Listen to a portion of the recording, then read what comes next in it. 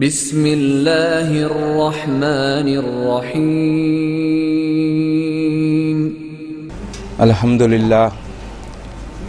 అల్హమ్దులిల్లాహి రబ్బిల్ ఆలమీన్ వల్ ఆఖిబతు లిల్ ముత్తఖీన్ వస్సలాతు వస్సలాము అలా రసూలిహిల్ కరీం. అమ్మా బాద్, ఫౌజు బిల్లాహి మినష్ షైతానిర్ రజీం. బిస్మిల్లాహిర్ రహ్మానిర్ రహీం. యా అయ్యుహల్లజీనా ఆమనూ కుతిబ అలైకుముస్ సియామ్ కమా కుతిబ అలల్లజీనా మిన్ ఖబ్లికుం లఅల్లకుం తత్తఖూన్ అయ్యామం మాదూదాత్. సదఖల్లాహుల్ అజీం. రబ్బిష్రహ్ లీ సద్రీ వయస్సిర్ లీ అమ్రీ వహలుల్ ఉఖ్దతం మిన్ లిసానీ యఫ్ఖహూ ఖౌలీ రబ్బీ జిద్నీ ఇల్మా. అనంత కరుణామయుడు, అపార కృపాశీలుడు, తీర్పు దినానికి యజమాని అయిన అల్లా నామంతో ప్రారంభిస్తున్నాను. ప్రేక్షక మహాశయులకు ఈ రంజాన్ ప్రత్యేక కార్యక్రమానికి స్వాగతం, సుస్వాగతం. అస్సలాము అలైకుం వరహ్మతుల్లాహి వబర్కాతుహు. దేవుని శాంతి, ప్రేమ, కరుణ మనందరిపై కురియుగాక. ఆమీన్ సుమ్మా ఆమీన్. మిత్రులారా, ఈ పవిత్రమైనటువంటి రంజాన్ ఇస్లామీ క్యాలెండర్ ప్రకారం 9వ నెల.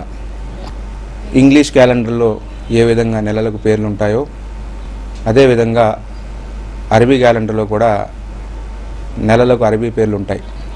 మొహరం, సఫర్, జిల్ హజ్జా, జిల్ ఖాయిదా, అలాగే ఈ రంజాన్ మాసం. ఈ రంజాన్ మాసానికి ఉన్నటువంటి ప్రత్యేకత ఏమిటంటే, ప్రవక్త ముహమ్మద్ వారు ఇది అల్లాహ్ మాసంగా చెప్పడం జరిగింది. ఈ అల్లాహ్ మాసం అంటే ఈ మాసాలన్నింటిలో అల్లాహ్ తాలా రంజాన్ అంటే ఎక్కువగా ఇష్టపడతాడు. సరే, ఇది ఇస్లామీ క్యాలెండర్ ప్రకారం 9వ నెల. ఉమర్ చక్రవర్తి కాలంలో ఇస్లామీ క్యాలెండర్ యొక్క ఏర్పాటు జరిగింది. కొంతమంది ప్రవక్త అనుచరులందరూ ఆలోచన చేసి ఇస్లామీ క్యాలెండర్ను ఏర్పాటు చేశారు. అయితే ఆ సందర్భంలో అనేక సందేహాలు వచ్చాయి. అదేమిటంటే, క్యాలెండర్ ఎప్పటి నుంచి ప్రారంభం కావాలి, ఇస్లామీ క్యాలెండర్ యొక్క ప్రారంభం ఎప్పుడు జరగాలి అనేటప్పుడు అనేక తర్జనాలు జరిగాయి. కొంతమంది ఏమన్నారంటే, ప్రవక్త ముహమ్మద్ వారి పుట్టుకతో ఈ క్యాలెండర్ ప్రారంభం కావాలి అన్నారు. మరికొందరు ఏమన్నారంటే, ప్రవక్త వారు ఏ దినాన్నైతే మరణించారో ఆ దినం నుండి మా క్యాలెండర్ లెక్కలోకి రావాలని కొందరు విశ్వాసులు ప్రవక్త వారి అనుచరులు చెప్పడం జరిగింది, సలహా ఇవ్వడం జరిగింది. మరికొంతమంది ఇస్లాంపై శత్రువులు మొట్టమొదటిసారిగా రంజాన్ మాసంలో బద్ర్ అనే ప్రాంతంలో దండెత్తారు కాబట్టి కేవలం 313 మంది విశ్వాసులకు అల్లాహ్ తాలా తన అపూర్వమైనటువంటి సహకారాన్ని అందించి వేలాది మంది శత్రు సైన్యంపై విజయాన్ని అందించాడు. కాబట్టి ఆ దినాన్ని ఇస్లామీ క్యాలెండర్ ప్రారంభ దినంగా ఏర్పాటు చేయాలని కొందరు అభిప్రాయపడ్డారు. మరికొందరు ఏమన్నారంటే, మక్కా విజయం ఇస్లాంను పరిపూర్ణం చేసినటువంటి విజయం. ఆ విజయంలోనే అల్లాహ్ తాలా ఇస్లాం ధర్మాన్ని కూడా పరిపూర్ణం చేశాడు. కాబట్టి మక్కా విజయం నుండి ఇస్లామీ క్యాలెండర్ ప్రారంభం కావాలని మరికొందరు పట్టుబడ్డారు. అయితే చివరిగా అందరూ నిర్ణయం తీసుకున్న విషయం ఏమిటంటే, ఇస్లాం ప్రవక్త ముహమ్మద్ వారు మక్కా నుండి మదీనాకి వలస వెళ్ళినప్పుడు, అంటే మక్కా యొక్క దౌర్జన్యాలు తారాస్థాయికి చేరినప్పుడు అల్లాహ్ తాలా యొక్క ఆజ్ఞతో ప్రవక్త ముహమ్మద్ వారు మక్కా నుండి మదీనాకి వలస వెళ్ళారు. దాన్ని అరబీలో హిజ్రత్ అని అంటాం. ఇక్కడ హిజ్రత్ నుండి ఇస్లాం ఎనలేని శక్తిగా ప్రపంచంలో ఎదిగింది. కాబట్టి ఇస్లామీ క్యాలెండర్ హిజ్రత్తో ప్రారంభం అవ్వాలని అనేక మంది అభిప్రాయపడడం మూలాన, మెజారిటీ ఆఫ్ సభ్యులు ఈ అభిప్రాయాన్ని వెలిపించడం మూలాన ఇస్లామీ క్యాలెండర్ హిజ్రత్ నుండి ప్రారంభమవుతుంది. అంటే మక్కా నుండి మదీనాకి వెళ్ళినటువంటి సందర్భంలో మదీనా వెళ్ళాక ఇస్లాం ఒక బలమైన శక్తిగా ఎదిగింది. కాబట్టి ఆ రోజు నుండి ఆ నెల నుండి ఇస్లామీ క్యాలెండర్ని లెక్క పెట్టడం ప్రారంభించాం. అది మొహరం నెల నుండి ప్రారంభమవుతుంది. అలాగే జిల్ హజ్జాతో ఇస్లామీ క్యాలెండర్ అంతమవుతుంది. మిత్రులారా, మదీనాకి వెళ్ళాక ఇస్లాం ఒక ఎనలేని శక్తిగా ఎదగడానికి గల కారణం వారు ఆ కాలంలో దైవ ప్రసన్నత కోసం, ధర్మస్థాపన కోసం చేసినటువంటి త్యాగాలే. ఆ త్యాగాన్ని ఒక్కసారి మనం స్మరించుకుంటే మన రోమాలన్నీ కూడా నిక్కబొడుస్తాయన్నమాట. మక్కా నుండి కట్టుబట్టలతో వెళ్ళినటువంటి మక్కా వాసుల్ని మదీనా వాసులు ఏ విధంగా ఆదరించారంటే, వారు ఆస్తుల్లో సగ భాగాన్ని మక్కా విశ్వాసులకు ఇవ్వడం జరిగింది. సొంత అన్నదమ్ముల కన్నా ఎక్కువగా వారిని స్వీకరించారు. ఇక తమ వ్యాపారాల్లో 2 భాగాలు చేసి ఒక భాగాన్ని తన సోదరుడికి ఇవ్వడం జరిగింది. ఈ విధంగా తమ సర్వాన్ని కూడా వారు సగభాగం చేసి మక్కా నుండి వచ్చినటువంటి కట్టుబట్టలతో వచ్చినటువంటి విశ్వాసులకు అందించడం జరిగింది. ఇది ప్రపంచ చరిత్రలో అసలు మ్యాచ్లెస్ ఉదాహరణ అన్నమాట. మరొక ఇటువంటి ఉదాహరణ మానవ చరిత్రలో ఎక్కడా కనపడదు. కేవలం అల్లాని నమ్మి కష్టాలు పడుతున్నటువంటి వ్యక్తికి ఆర్థికంగా బలంగా ఉన్న వ్యక్తి తన జీవితాన్ని సగం చేసి అందించడం అంటే అసలు అటువంటి త్యాగాలు మన ఊహకు కూడా అందం. అటువంటి త్యాగాలే వల్లే ఇస్లాం ఈ ప్రపంచంలో వ్యాప్తి చెందింది. ప్రవక్త ముహమ్మద్ సల్లల్లాహు అలైహి వసల్లం ఏమన్నారంటే త్యాగానికి మరో పేరే ఇస్లాం అన్నారు. బక్రీద్ అనే పండుగ కూడా మనం చూస్తూ ఉంటాం. అది కూడా హజరత్ ఇబ్రాహీం అలైహిస్సలాం వారి యొక్క త్యాగాలకు ఆ పండుగ గుర్తుగా ముస్లిం సమాజం జరుపుకుంటూ ఉంటుంది. ఒక సందర్భంలో ఇస్లాంలో త్యాగాలు కనుక మనం చూసినట్లయితే ఎలా ఉంటాయి అంటే, ఒక సందర్భంలో రోమ్ సామ్రాజ్యం చాలా బలమైనటువంటి సామ్రాజ్యం. దాదాపు 1250 సంవత్సరాలు ప్రపంచాన్ని ఏకఛత్రాధిపత్యం కింద ఏలినటువంటి ఆ సామ్రాజ్యం ఒకేసారి ముస్లింలపై దండెత్తినప్పుడు ముస్లింల ఆర్థిక పరిస్థితి అంతంత మాత్రంగానే ఉంది. ఆ సందర్భంలో ప్రవక్త ముహమ్మద్ వారు శత్రువుని ఎదుర్కోవడం కోసం యుద్ధ సామాగ్రి నిమిత్తం అల్లా మార్గంలో దాన ధర్మాలు కోరినప్పుడు ప్రవక్త వారి అనుచరులు చేసినటువంటి ఆ త్యాగాలు ఆ వారి చరిత్రను ఒక్కసారి చదివితే మన కళ్ళల్లో అసూలు వారుతాయన్నమాట. హజరత్ ఉమర్ వారు అంటారు, ప్రవక్త ముహమ్మద్ వారు అందరినీ అడిగినప్పుడు ఆ రోజు నేను ఏమనుకున్నానంటే, ఈరోజు అందరికన్నా ఎక్కువగా నేను అల్లా మార్గంలో నా సంపదను ఖర్చు పెట్టాలి అని భావించి నా సంపదను 2 భాగాలు చేసి ఒక భాగాన్ని నా భార్య పిల్లలకు వదిలివేసి ఒక భాగాన్ని అల్లా మార్గంలో తీసుకొచ్చినప్పుడు ప్రవక్త ముహమ్మద్ వారు పేరున అందరినీ అడిగారు. మొట్టమొదటిగా అబూబకర్ని పిలిచి అడిగారు, అబూబకర్ అంటే ప్రవక్త వారికి ప్రాణమిత్రుడు. ప్రవక్త వారి తర్వాత ఇస్లామీ చరిత్రలో ప్రవక్త వారి స్థానాన్ని ఎవరైనా పొందారు అంటే అది హజరత్ అబూబకర్ వారు. అబూబకర్ను అని అడుగుతారు ప్రవక్త వారు, అబూబకర్ ఈరోజు అల్లా మార్గంలో ఏం తీసుకొచ్చామంటే, ప్రవక్త నా వద్ద ఉన్నటువంటి సర్వాన్ని కూడా చీపురు కట్టతో సహా నేను అల్లా మార్గంలో ఇవ్వడానికి తీసుకొచ్చాను అన్నప్పుడు ప్రవక్త వారు ఆశ్చర్యపోతారు. మరియు అబూబకర్ మరి భార్య పిల్లలకి ఏం వదిలేమన్నప్పుడు, ఓ ప్రవక్త నేను అల్లా మరియు మీ నామాన్ని నా ఇంటిలో వదిలి సర్వాన్ని కూడా మీ యొక్క సన్నిధిలో తీసుకొచ్చానని చెప్పడం జరిగింది. వెంటనే ఉమర్ వారు ఏడుస్తారు, ఈ రోజు కూడా అబూబకర్ నేను ఓడించలేకపోయాను అల్లా మార్గంలో ఖర్చు పెట్టడం. ఈ విధంగా పోటీ పడి మరి అల్లా మార్గంలో వారు దాన ధర్మాలు చేసేవారు. సత్యాన్ని రక్షించడం కోసం, ధర్మాన్ని స్థాపించడం కోసం, ప్రజలందరూ సుఖంగా జీవితం గడపడం కోసం, న్యాయం 4 పాదాల నడవడం కోసం వారు తమ జీవితాన్ని తన సంపదల్ని కూడా త్యాగం చేశారు. ఆ సంపదను అంతటిని పోగు చేసి ప్రవక్త ముహమ్మద్ వారు రాశిగా ఏర్పాటు చేస్తున్న సందర్భంలో ఒక ముసలి అనుచరుడు ప్రవక్త వారికి కనబడతాడు. ఆయన ప్రవక్త వారి ముందుకు వచ్చి సిగ్గుతో తన తలను పక్కకు తిప్పుకొని కొన్ని ఖర్జూరాలను అందిస్తారన్నమాట. ప్రవక్త వారు అడుగుతారు, ఎందుకు సిగ్గుతో తిప్పుకున్నారు మీరు ముఖాన్ని అంటే, ఆ శిష్యుడు ఏమంటాడంటే, ముసలి శిష్యుడు, ప్రవక్త నేను ఈ మదీనా పట్టణంలో అందరికన్నా పేదవాడిని, నాకు రోజు గడవడమే కష్టము. కానీ మీరు ఎప్పుడైతే శత్రువులను ఎదుర్కోవడానికి, ఇస్లాంను రక్షించుకోవడానికి అల్లా మార్గంలో మీరు మీ సంపదను త్యాగం చేయండి అన్నప్పుడు నా వద్ద ఇవ్వడానికి ఏమీ లేదు. నేను నా యొక్క యజమాని పొలంలో రాత్రి అంతా ఓటీ చేసి నేను నీళ్లు తోడి మొక్కలకు నీళ్లు తోడడం వల్ల ఆ యజమాని నాకు యూదుడు కొన్ని ఖర్జూరాలు ఇచ్చాడు, నేను ఇవి మాత్రమే తీసుకురాగలిగాను, అందుకు నాకు సిగ్గు వేస్తుంది ప్రవక్త అన్నప్పుడు ప్రవక్త వారు ఏమన్నారంటే, కన్నీరు వెంటనే ఆ ప్రవక్త ముహమ్మద్ సల్లల్లాహు అలైహి వసల్లం వారికి కళ్ళ నుంచి నీరు చెంబరించాయి. వెంటనే ఆ యొక్క ఖర్జూరాన్ని తీసుకొని ఆ ధనరాశి గుట్టపై పైన పెట్టడం జరిగింది.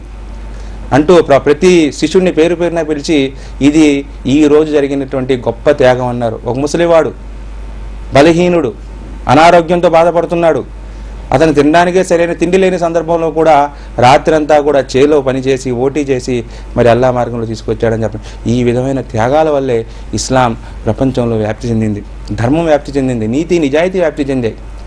కాబట్టి మిత్రులారా, ఈ త్యాగాలకు మారు పేరే ఇస్లాం. ప్రవక్త వారి శిష్యులు ఎటువంటి సమాజం తయారైందంటే, ప్రవక్త వారి చేతుల ద్వారా ఒక నల్లని వ్యక్తి, అందవికారమైనటువంటి ఒక కుర్రవాడు ప్రవక్త ముహమ్మద్ వారి వద్దకు వచ్చి ఏడుస్తాడు, ప్రవక్త నేను చాలా అందవికారంగా పుట్టాను, దీని కారణంగా నాకు ఎవరూ కూడా పిల్లనిచ్చి నిఖా చేయటం లేదు, పెళ్లి చేయటం లేదు, దయచేసి నాకు పెళ్లి చేయండి ప్రవక్త అన్నప్పుడు ప్రవక్త వారు వెంటనే ఒక ఉత్తరాన్ని రాసి ఆ వ్యక్తికి ఇస్తారు. ఇచ్చి అంటారు, నువ్వు ఫలానా రాజు వద్దకు వెళ్ళి ఈ ఉత్తరాన్ని అందించు, అక్కడ నీకు ఆయన రాకుమార్తెతో, ఆయన ఏకైక కుమార్తెతో నీ నిఖా జరుగుతుంది అన్నప్పుడు ఆ నల్లకుర్రవాడు ఆశ్చర్యపోతాడు, ఇది నేను తీసుకుని వెళ్ళి ఇస్తే ఇది జరుగుద్దా అని.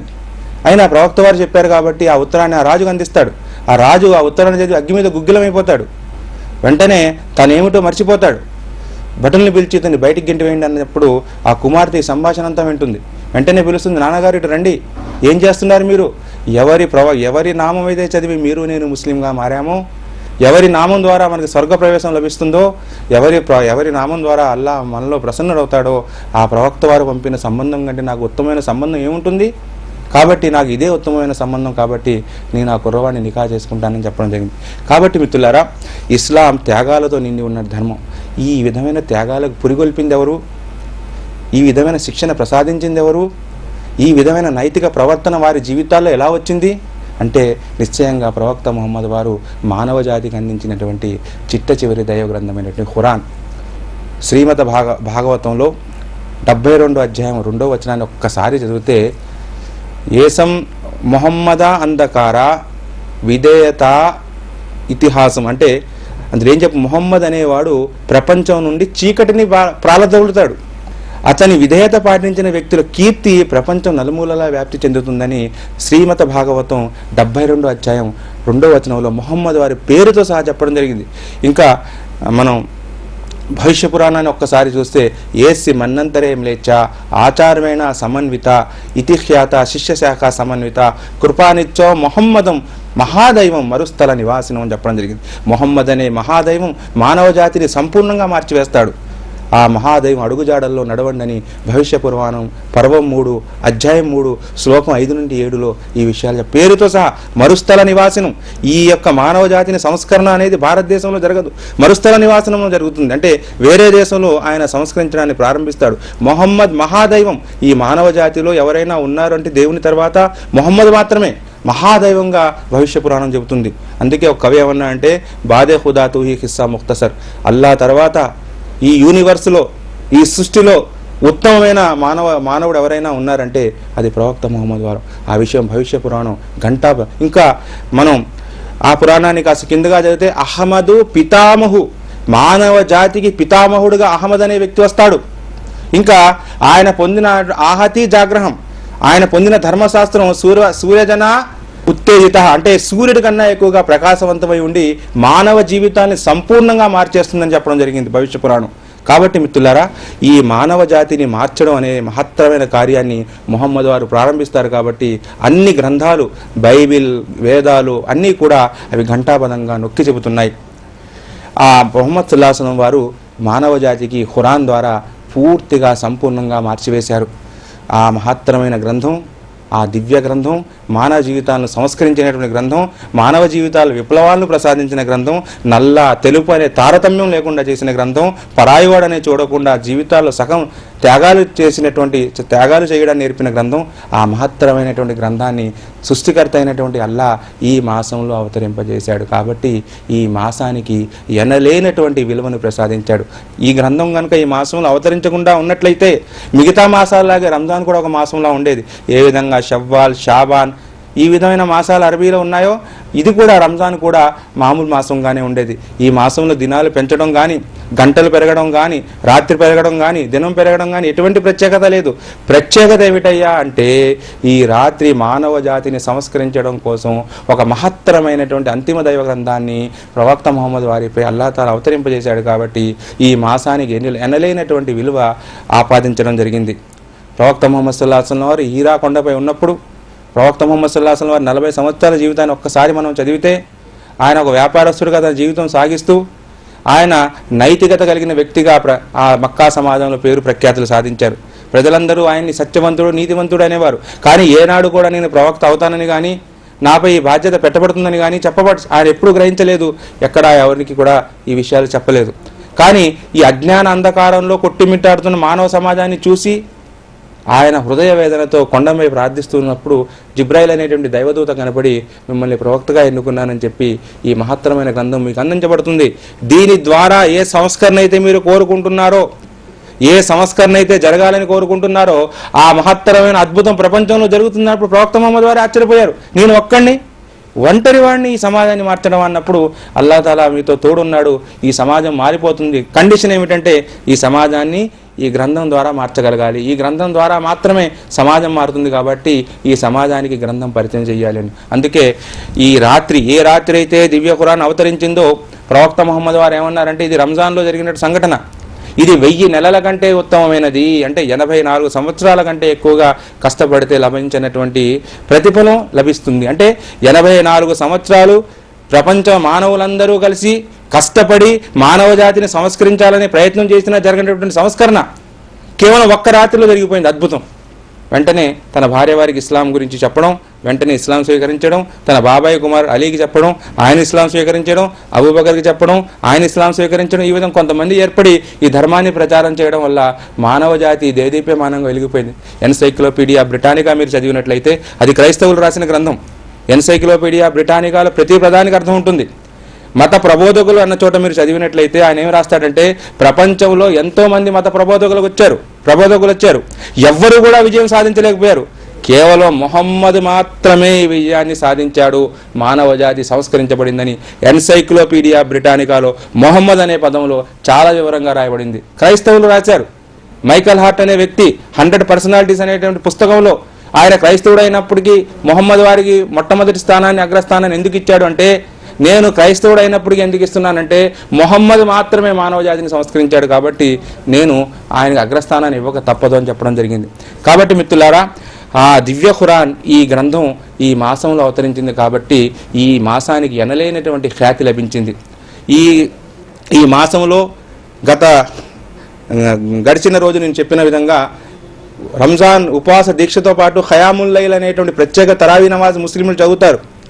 ఆ తరావీ నమాజ్లో మొత్తం గ్రంథాన్ని కంఠస్థంగా చూడకుండా వెనకున్నటువంటి ముసల్లీలకి గురువు గారు వినిపిస్తూ ఉంటారు. వెనకున్న నమాజీలకి వారందరూ కూడా ఈ గ్రంథంలోని వాక్యాలు విని తమ జీవితాన్ని మరొకసారి గ్రంథాన్ని నెమరు వేసుకుంటూ తమ జీవితాన్ని సంస్కరించుకుంటూ ఉంటారన్నమాట. అంటే ఈ రంజాన్ మాసం మానవ జీవితాన్ని సంస్కరించడానికి వచ్చినటువంటి మాసం.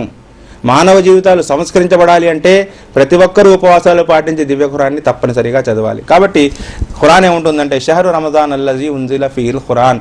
రంజాన్ ఏ నెల అంటే, ఓ మానవులారా, రంజాన్ ఎంత పవిత్రమైన నెల అంటే ఈ నెలలో మానవ జాతిని సంస్కరించడానికి సృష్టికర్త అయిన దైవం ఖురాన్ గ్రంథాన్ని అవతరింపజేశాడు. హుదల్ లిన్నాస్, ఇది మానవ జాతికి సంపూర్ణ సంస్కరణ, మానవ జాతికి జీవిత విధానాన్ని ప్రవేశపెడుతుంది, అందిస్తుంది. ఇక సత్య అసత్యాల గీటురాయి, ఏది చెయ్యాలి, ఏది చేయకూడదు, ఏది చేయడం ద్వారా మానవ జాతి లాభం పొందుతుంది, ఏది చేయడం ద్వారా మానవ జాతి సుఖంగా శాంతిగా జీవితం గడుపుతుంది, ఏది చేయడం ద్వారా మానవ జాతి అధోగతి పాలవుతుంది, ఏది చేయడం ద్వారా మానవుడు నష్టానికి గురవుతాడు. ఈ విధంగా ప్రతి విషయాన్ని విడమెచ్చి చెప్పేటువంటి గీటురాయి హుదల్లిన్నాసి బయ్యినాతి మినల్ హుదావల్ ఫుర్ఖాన్, తేడా చేసేటువంటి గీటురాయి. కాబట్టి మానవ జీవితం ఈ గ్రంథం ప్రకారం జరగాలి. ఎందుకు జరగాలి అంటే, సృష్టికర్త మనందరినీ పుట్టించిన సృష్టికర్త మనం ఏ విధంగా జీవితం గడిపే సుఖశాంతులుగా జీవితం గడపగలమో ఆయనకు తెలుసు. కాబట్టి ఆయన ఆ గ్రంథాన్ని మనకు అందించాడు. కాబట్టి ఆ గ్రంథం ద్వారా మాత్రమే మనం ఈ పొడవుపై సుఖంగా శాంతిగా జీవితం గడపవచ్చు. ఒక మిషనరీ తయారైందంటే దాంతోపాటు ఒక మాన్యువల్ బుక్ తయారు చేసిన వ్యక్తి రాస్తాడు. ఈ మాన్యువల్ బుక్ ప్రకారం మిషనరీ నడిస్తే సక్రమంగా నడుస్తుంది. ఆ మాన్యువల్ బుక్ని మనం పక్కన పెట్టి మన తోచిన రీతిలో ఆ మిషనరీని ఆపరేట్ చేయడానికి ప్రయత్నం చేస్తే మిషనరీ పాడైపోతుంది, అల్లకల్లోనం సృష్టించబడుతుంది, ఉపద్రవం ఏర్పడుతుంది. ఇక్కడ జరిగినటువంటి ప్రధానమైన లోపం అదే. దేవుడిచ్చినటువంటి ధర్మశాస్త్రాలను వదిలివేసి మన తోచిన రీతిలో మనం స్వయంగా మనం పుట్టలేదు, మనం ఎవరిని పుట్టించలేదు. సృష్టికర్త ద్వారా పుట్టించిన మానవుడికి మనం మాన్యువల్ రాయడం ప్రారంభించినప్పుడు ప్రపంచంలో అనేక సమస్యలు ఏర్పడ్డాయి. కాబట్టి మిత్రులారా, ఈ పవిత్రమైన మాసానికి ఉన్నటువంటి ప్రాధాన్యత ఏమిటంటే, ఈ మాసంలో దివ్య ఖురాన్ అవతరించింది. కృతజ్ఞతాభావంతో విశ్వాసులందరూ కూడా ఉపవాస దీక్షను పాటిస్తారు. ఓ సృష్టికర్త అయిన అల్లా, మానవ జాతిని సంస్కరించడానికి మహత్తరమైన గ్రంథాన్ని ప్రసాదించిన ఓ అల్లా, దివ్య ఖురాన్ అంటుంది, అర్రహ్మాన్ అల్లమల్ ఖురాన్, ఎంతటి కరుణామయుడంటే నీ దేవుడు, నువ్వు జీవించే జీవిత విధానాన్ని తెలిపాడు. కాబట్టి అనంత కరుణామయుడు ఆయన, ప్రసాదించావు. కాబట్టి ఓ అల్లా, కృతజ్ఞతాభావంతో మేము ఉపవాసాలు పాటిస్తున్నాము. ఇక ఉపవాసాలు ఎందుకు పాటించాలి? దివ్య ఖురాన్ ఆ తర్వాతి వాక్యంలో అంటుంది, విశ్వసించిన ఓ ప్రజలారా, యా అయ్యుహల్లజీన ఆమను కుతిబ అలైకుముస్ సియామ్ కమా కుతిబ అలల్లజీన మిన్ ఖబ్లికుం లఅల్లకుం తత్తఖూన్. ఓ విశ్వాసులారా, ఓ అల్లాహ్ను నమ్మిన విశ్వాసులారా, మరణాంతర జీవితాన్ని నమ్మిన విశ్వాసులారా, దైవాన్ని గట్టిగా నమ్మినటువంటి విశ్వాసులారా, మీపై ఉపవాసాలు విధి చేయబడ్డాయి, తప్పనిసరి చేయబడ్డాయి. ఏ విధంగానైతే మీకు పూర్వం గతించిన జాతులపై కూడా ఈ ఉపవాసాలు విధి చేయబడ్డాయో, అంటే మానవులందరిపై కూడా ఉపవాసం అనేది ఉండేదని దివ్య ఖురాన్ స్పష్టంగా మానవ జాతికి తెలియజేస్తుంది. అయితే ఆ ఉపవాసాలు పాటించే పద్ధతులు వేరు, కానీ ఉపవాసం మాత్రం ప్రతి మతంలో ప్రతి జాతిలో ఉండేది. ఏ విధంగా నీకు పూర్వం గతించిన జాతులు మానవులందరూ ఉపవాసాలు పాటించారో, ఏ విధంగా వారిపై ఉపవాసాలు విధి చేయబడ్డాయో, అదేవిధంగా చిట్టచివరి సమాజమైన మీపై కూడా ఉపవాసం విధి చేయబడుతుంది. ఎందుకు? లఅల్లకుం తత్తఖూన్. దీని ద్వారా మీలో భయభక్తులు జనించేటువంటి అవకాశం ఉంది. మంచి సంకల్పంతో, కృత నిశ్చయంతో ఉపవాసాన్ని పాటిస్తూ మానవ జాతికి అందించబడిన దివ్య గ్రంథం ఖురాన్ని చదువుతూ కనుక నీవు 30 రోజులు గడిపినట్లయితే నీ జీవితం దైవభీతి గల జీవితంగా మారిపోతుంది. నీలో ఒక నైతిక విప్లవం వస్తుంది. నీలో చెడు పట్ల ద్వేషం, మంచి పట్ల ప్రేమ ఏర్పడతాయి. నీ జీవితాన్ని సంపూర్ణంగా మార్చేస్తుంది ఈ గ్రంథం. అందుకే ఈ మాసాన్ని శిక్షణా మాసం అంటారన్నమాట. విశ్వాసుల్ని శిక్షణ కోసం ఏర్పాటు చేయబడినటువంటి మాసం. ఇంకా ప్రవక్త ముహమ్మద్ వారు ఈ ఉపవాసాన్ని గురించి అనేక విషయాలు తెలిపారు. ఏమన్నారంటే, రోజా ఒక డాలు వంటిది అన్నారు. డాలు అంటే యుద్ధంలో సైనికుడు శత్రు సైన్యం నుండి రక్షించుకోవడానికి ఏ విధంగా డాలును ఉపయోగిస్తాడో, ఒక విశ్వాసి ఈ రోజాను కూడా శైతాన్ ప్రేరేపించేటువంటి చెడుల నుండి రక్షించుకోవడానికి ఈ రోజాను డాలుగా ఉపయోగించుకుంటాడు. ఒక చెడు ఆలోచన రాగానే, చెడు కోరిక కలగగానే నేను వెంటనే ఉపవాసంతో ఉన్నాను, నేను ఆ పని చేయలేనటువంటి ఆలోచన వెంటనే అతని మదిలోకి వస్తుంది, ఆలోచనలో వస్తుంది. వెంటనే ఆ చెడు నుండి ఆయన రక్షించబడతారు. ఇంకా ప్రవక్త ముహమ్మద్ వారు ఏమన్నారంటే, ఉపవాసం కేవలం కడుపుకు మాత్రమే కాదు, మీ ఆలోచనలకు ఉపవాసం, మీ కంటికి ఉపవాసం, మీ నోటికి ఉపవాసం, మీ కాళ్ళకు ఉపవాసం, మీ చెవులకు ఉపవాసం చెప్పడం జరిగింది. అంటే మనసుతో చెడు ఆలోచనలు చేయడం కానీ, నోటితో చెడు పలకడం కానీ, చెవులతో వారు చెడు వినడం కానీ, కాళ్ళ ద్వారా చెడు వైపుకు నడిచి వెళ్ళడం కానీ, చేతులతో చెడు పనులు చేయడం కానీ, ఈ విధంగా మీ సంపూర్ణ శరీరానికి ఉపవాసం అని చెప్పడం జరిగింది. కాబట్టి ఈ విధంగా ఎవరైతే ఉపవాసాలు పాటిస్తారో ప్రవక్త ముహమ్మద్ వారు అన్నారు, వారిని ప్రళయం రోజు రోజా ఈ ఉపవాసం వారి హక్కులో సిఫారసు చేస్తుంది సృష్టికర్త ముందు. ఓ అల్లా, నేను రోజాను, నీ కోసం ఓ అల్లా ఈ దాసుడు తన జీవితంలో లభించిన ప్రతి రంజాన్లో కూడా ఆహార పానీయాలను మానివేసి దివ్య ఖురాన్ చదువుతూ దాని ప్రకారం తన జీవితాన్ని సంస్కరించుకుంటూ నీ యొక్క ధర్మాన్ని ప్రజలకు అందజేస్తూ జీవితం గడిపాడు. కాబట్టి ఓ అల్లా, ఈ భయంకరమైన రోజున నా ఈ సిఫారసు స్వీకరించి ఓ అల్లా అన్నప్పుడు ప్రవక్త ముహమ్మద్ వారు అన్నారు, తప్పకుండా ఆ ఉపవాసం యొక్క సిఫారసును అల్లా తాలా స్వీకరించి ఆయనకి స్వర్గాన్ని ప్రవేశింపజేస్తాడు. ప్రవక్త ముహమ్మద్ వారు ఏమన్నారంటే, ఎవరైతే మంచి సంకల్పంతో ఈ ఉపవాసాలను పాటిస్తారో ఉఫిరలహు మా తఖమ్మత మిన్ జంబి మా తఖద్దమ మిన్ జంబి, ఎవరైతే పరిపూర్ణమైన విశ్వాసంతో ఉపవాసాలను పాటిస్తారో వారి పాపాలన్నీ కూడా మన్నించబడతాయి. ఆ తర్వాత ఆయన స్వర్గ ప్రవేశం లభిస్తుంది అని చెప్పడం జరిగింది. ఇంకా ప్రవక్త ముహమ్మద్ గారు ఏమన్నారంటే, స్వర్గానికి అనేక ద్వారాలు ఉంటాయి, ఇందులో రయ్యాన్ అనేటువంటి ఒక ప్రత్యేకమైన ద్వారం ఉంది. ఆ ద్వారం ద్వారా ఉపవాస దీక్షను పాటించిన వ్యక్తులు స్వర్గంలో ప్రవేశిస్తారు అన్నప్పుడు హజరత్ అబూబకర్ వారు అన్నారు, ఓ ప్రవక్త, అన్ని ద్వారాల ద్వారా ఎవరికైనా పిలుపు వస్తుందా? నమాజ్ ద్వారం, జకాత్ ద్వారం, ఈ విధంగా రకరకాల ద్వారాలు అక్కడ ఉన్నప్పుడు ద్వారాలన్నీ కూడా ఒక వ్యక్తిని పిలుస్తాయా అన్నప్పుడు ప్రవక్త ముహమ్మద్ వారు ఏమన్నారంటే, బహుశా ఆ వ్యక్తి నువ్వై ఉండొచ్చు అని చెప్పడం జరిగింది. అబూబకర్ వారి స్థానం అంత గొప్ప స్థానం ఇస్లాంలో. కాబట్టి మిత్రులారా, రయ్యాన్ అనేటువంటి ద్వారం ద్వారా ఉపవాస దీక్షను పాటించిన వారు స్వర్గంలో ప్రవేశిస్తారని ప్రవక్త ముహమ్మద్ వారు చెప్పారు. ఇంకా ప్రవక్త ముహమ్మద్ వారు ఏమన్నారంటే, రంజాన్ వెళ్ళాక వచ్చే రంజాన్ వరకు ఉపవాస దీక్ష పాటించేటువంటి వ్యక్తి కోసం స్వర్గం అలంకరించబడుతుందని చెప్పడం జరిగింది. దూతలు ఆయనకు లభించేటువంటి భార్యలు అక్కడ ఆయన కోసం ఎదురు చూస్తూ ఉంటారు. ఈ విధంగా రంజాన్ ఉపవాసం ద్వారా లభించేటువంటి ప్రతిఫలాన్ని ప్రవక్త ముహమ్మద్ సల్లల్లాహు అలైహి వసల్లం విశ్వాసుల్ని బోధించి వారిలో ఒక ప్రేరణ కలిగించారు. విశ్వాసులు తహతహలాడిపోయేవారు. రంజాన్ వెళ్ళిపోతుందంటే ఒక వ్యక్తి మరణిస్తే ఏ విధంగా ఏడుస్తారో, సొంత భార్య భర్త మరణిస్తే ఏ విధంగా ఏడుస్తుందో, తండ్రి సంతానం మరణిస్తే ఏ విధంగా ఏడుస్తాడో అంతకన్నా దారుణంగా ఏడ్చేవారు. అయ్యయ్యో, పవిత్రమైన రంజాన్ మా చేతుల నుండి వెళ్ళిపోతుంది, మళ్ళీ వచ్చే సంవత్సరం వరకు మనం బతుకుంటామో లేదో అనేటువంటి జీవితాలను ప్రవక్త ముహమ్మద్ సల్లల్లాహు అలైహి వసల్లం వారి కాలంలో వారి శిష్యుల జీవితాలు మనకు కనపడతాయి. కాబట్టి ప్రవక్త ముహమ్మద్ సల్లల్లాహు అలైహి వసల్లం వారు ఏమన్నారంటే రోజా ఒక ఢాలు వంటిది, శైతాన్ చేష్టల నుండి రక్షించుకోవడానికి, స్వర్గంలో ప్రవేశించడానికి రోజా ఒక ఢాలు వంటిది అని చెప్పడం జరిగింది. ఇక ప్రవక్త ముహమ్మద్ వారు ఏమన్నారంటే ఎవరైతే తరావీ నమాజులు పాటిస్తారో, తరావీ చేస్తారో, ఆ తరావీ నమాజ్ కూడా అల్లా సమక్షంలో ఆ వ్యక్తి కోసం సిఫారసు చేస్తుంది. ఓ అల్లా, రాత్రులు నిలబడి కాళ్ళలో నొప్పులు వస్తున్నా సరే నీ పవిత్ర గ్రంథాన్ని విని తన జీవితాన్ని సంస్కరించుకుందామని నీ గ్రంథం వినడం కోసం సుదీర్ఘమైన నమాజ్ చదివేవాడు. ఓ అల్లా, ఈ భయంకరమైన రోజున నా ఈ సిఫారసు స్వీకరించన్నప్పుడు ప్రవక్త ముహమ్మద్ వారు అన్నారు, ఆ తరావీ నమాజ్, ఆ ఖయాముల్ లైల్ యొక్క సిఫారసు అల్లా తాలా స్వీకరించి ఆ వ్యక్తికి మోక్షాన్ని ప్రసాదించి స్వర్గ ప్రవేశం చేయిస్తాడన్నారు. అలాగే లైలతుల్ ఖద్ర్, మహారాత్రి, తఖ్దీర్ అంటే మన రాత, మన జాతకం రాయబడేటువంటి రాత్రి, ఖురాన్ అవతరించిన రాత్రి, ఎవరైతే ఆ రోజు ఈ రాత్రిని పొందుతారో ప్రవక్త ముహమ్మద్ వారు ఏమన్నారంటే వారు ఈ విధంగా ప్రార్థించాలి. ఏ విధంగా అంటే అల్లాహుమ్మా ఇన్ని అఫువున్ తుహిబ్బుల్ అఫ్వా ఫాఫ్వన్ని, ఓ సృష్టికర్త అయిన అల్లా, నువ్వు అనంత కరుణామయుడివి, అపార కృపాశీలుడివి, నువ్వు క్షమించడాన్ని ఎక్కువగా ఇష్టపడతావు. ఓ అల్లా, నన్ను క్షమించు, నరకం నుండి కాపాడు, ఈ ప్రార్థన చెయ్యాలని చెప్పారు. కాబట్టి విశ్వాసులు ఆ రోజు ఇదే ప్రార్థనను మాటిమాటికి పెదాల ద్వారా ఉచ్చరిస్తూ ఉంటారు. అల్లా తాలా మరణాంతర జీవితంలో భయంకరమైన రోజు ఈ రాత్రి పొందిన వ్యక్తికి కూడా ఆ రాత్రి సిఫారసును స్వీకరించి అల్లా తాలా స్వర్గ ప్రవేశాన్ని ప్రసాదిస్తాడని చెప్పి. ఇలాగే ఖురాన్ ప్రకారం ఆచరించిన వ్యక్తి కూడా ఆ రోజు ఖురాన్ కూడా ఆ వ్యక్తి హక్కులో సిఫారసు చేస్తుంది, అల్లాహ్ తాలా ఆ వ్యక్తిని మోక్షాన్ని ప్రసాదిస్తాడని చెప్పి. కాబట్టి మిత్రులారా, ఇది వరాల వసంతం. ఒక వ్యాపారం చేసే వ్యక్తి జీవితంలో సంక్రాంతి ఎటువంటి సీజనో మనందరికీ తెలుసు. సీజన్ తయారీ మనం ఒక 2 నెలల ముందు నుంచే మనందరం చేసుకుంటాం. సీజన్ ఎప్పుడు వస్తుందా అని మనం ఎదురు చూస్తూ ఉంటాం. సీజన్ రాగానే రాత్రి పగలు కష్టపడి మనం లాభాలు పొందేటువంటి ప్రయత్నం చేస్తాం. ఈ విధంగానే ఒక విశ్వాసీ జీవితంలో రంజాన్ కూడా పుణ్యాల సీజన్.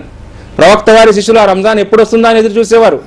రాగానే ప్రవక్త వారి జీవితాన్ని మనం చూసినట్లయితే రంజాన్ రాగానే తన నడుముకి పెద్ద టవల్ గట్టిగా కట్టుకునేవారు. అంటే చాలా కష్టపడి పుణ్యాలు దోచుకోవాల్సినటువంటి కాలం వచ్చింది కాబట్టి నడుము బిగించి నిలబడాలి అనేటువంటి విషయాన్ని ప్రవక్త ముహమ్మద్ వారు చెప్పారు. రాత్రి పగలు దైవ ఆరాధనలో గడిపేవారు. పొద్దున్నంతా ఉపవాసం, రాత్రి అంతా కూడా నిలబడి అల్లా సమక్షంలో ప్రార్థించేవారు ప్రవక్త వారు మరియు వారి శిష్యులు. కాబట్టి మిత్రులారా, ఈ సదవకాశాన్ని మనం అందరం ఉపయోగించుకోవాలి. తద్వారా మనలో దైవభీతి, దైవభక్తి జనించేటువంటి అవకాశం ఉంది. ఈ సందర్భంలో ప్రవక్త వారు చేసిన ఒక హెచ్చరిక కూడా మీ అందరికీ వినిపిస్తున్నాను. ప్రవక్త వారు అన్నారు, ఎంతో కష్టపడి ఉపవాసాలు పాటించిన వ్యక్తి సరైన ఉపవాసాన్ని పాటించని కారణంగా, అంటే తన కడుపుకు ఉపవాసం మాత్రమే పాటిస్తాడు కానీ చెవులకు ఉపవాసం ఉండదు, కళ్ళకు ఉపవాసం ఉండదు, నోటికి ఉపవాసం ఉండదు, కాళ్ళకు ఉపవాసం ఉండదు, చేతులకు ఉపవాసం ఉండదు. కాబట్టి అతని ఉపవాసం వ్యర్థమైపోతుంది. చెడు మాట్లాడతాడు నోటి ద్వారా, చెడు పాటలు వింటాడు, చెడు సినిమాలు చూస్తాడు కళ్ళ ద్వారా, రోజా మాత్రం ఉంటాడు. అటువంటి వ్యక్తి ఆకలి దప్పులు తప్ప అతని పళ్ళెంలో ఆ భయంకరమైన దినాన్న ఏమీ రావని. అలాగే తరావీ నమాజ్ చదివే వ్యక్తి ఏదో మ్యూజికల్ పార్టీగా ఖురాన్ వింటాడు కానీ ఖురాన్లో ఏం చెప్పబడింది, దాని అర్థం ఏమిటి, నా జీవితాన్ని నుండి ఖురాన్ ఏమి కోరుతుంది, నాలో నైతిక ప్రవర్తన ఎలా రావాలి, ఈ విషయాల పట్ల ఆలోచించకుండా ఒక కొయ్యలాగా నిలబడి అల్లా ముందు నిలబడి లేవడం వల్ల ఆయన యొక్క నమాజ్ కూడా స్వీకరించబడదు అని చెప్పడం జరిగింది. అలాగే ప్రవక్త ముహమ్మద్ వారు అన్నారు, చెడును వదలాలనే సంకల్పం లేకుండా రాత్రి జాగారం చేసిన వ్యక్తి, సారాయి మానేవేయాలనే తపన లేకుండా రాత్రి జాగారం చేసిన వ్యక్తి, తల్లిదండ్రుల్ని బాధ పెట్టిన వ్యక్తి, బంధువులతో సంబంధాలు తెంచుకున్న వ్యక్తి, ఆ రాత్రి కాదు కదా, ఇటువంటి రాత్రులు అనేకం పొందినా సరే అతనికి మోక్షం లభించదనేటువంటి హెచ్చరికను అల్లాహ్ తాలా చేయడం జరిగింది. కాబట్టి మిత్రులారా, ఈ అవకాశం వచ్చింది. మన జీవితం ఒకరోజు అంతమైపోతుంది, మంచులా మన జీవితం కరిగిపోతుంది. పాత మిత్రులు అనేకులు గత సంవత్సరం ఉన్న వారు ఈరోజు సమాధిలో శాశ్వతంగా నిద్రపోతున్నారు. అల్లాహ్ తాలా మన జీవితాల్లో ఒక రంజాన్ను ప్రసాదించాడు, ఒక మహత్తరమైనటువంటి అవకాశాన్ని ఇచ్చాడు. పొందిన అవకాశాన్ని సద్వినియోగపరుచుకొని పశ్చాత్తాపంతో అల్లాహ్ వైపుకు మళ్ళీ దివ్య ఖురాన్ చదివి వాటి ప్రకారం ఆచరించే ప్రయత్నం చేస్తే మన జీవితాల్లో నైతిక ప్రవర్తన వస్తుంది, సమాజం బాగుపడుతుంది, మరణించాక మనం మోక్షాన్ని పొంది స్వర్గాన్ని పొందేటువంటి అర్హత మనకు లభిస్తుంది. కాబట్టి అల్లాహ్ తాలా అతన్ని దువా చేసేది ఏమిటంటే, అల్లాహ్ తాలా మనందరికి కూడా వినే భాగ్యం కన్నా ఆచరించేటువంటి భాగ్యాన్ని ప్రసాదించాలి. అందరూ కూడా వారు ఏ మతానికి చెందినా సరే ఈ వరాల మాసంలో అవతరించిన గ్రంథాన్ని చదివి తమ జీవితాన్ని, తమ సమస్యల్ని పరిష్కరించుకొని, ప్రవక్త ముహమ్మద్ వారు ఏమన్నారంటే, ఒక తాడు ఒకవైపు అల్లా చేతిలో ఉంటే దివ్య ఖురాన్ ఆ తాడు రెండో వైపు అన్నారు. ఎవరైతే ఖురాన్ పట్టుకుంటాడో అల్లా చేతిలో ఉన్న తాడుని పట్టుకున్నట్టే, అతని జీవితం సంపూర్ణంగా మారిపోతుంది. కాబట్టి దివ్య ఖురాన్ని చదవండి, మహత్తరమైన గ్రంథం ఇది, మీ జీవితాన్ని సంపూర్ణంగా మార్చేస్తుంది. ఇది చెప్పడం మాటలు కాదు, చదివితే మీకు అర్థమవుతుంది. కాబట్టి నేను అల్లా తాలా దువా చేసేది, అల్లా తాలా మనందరికీ సన్మార్గంపై జీవితం గడిపేటువంటి అవకాశాన్ని కల్పించాలి. రబ్బనా తఖబ్బల్ మిన్నా ఇన్నక అంత సమీఉల్ అలీం వతుబ్ అలైనా ఇన్నక అంత తవ్వాబుర్ రహీం. సుబ్హాన రబ్బిక రబ్బిల్ ఇజ్జతి అమ్మా యసిఫూన్ వస్సలామున్ అలల్ ముర్సలీన్ వల్హమ్దులిల్లాహి రబ్బిల్ ఆలమీన్. బిస్మిల్లాహిర్ రహ్మానిర్ రహీం.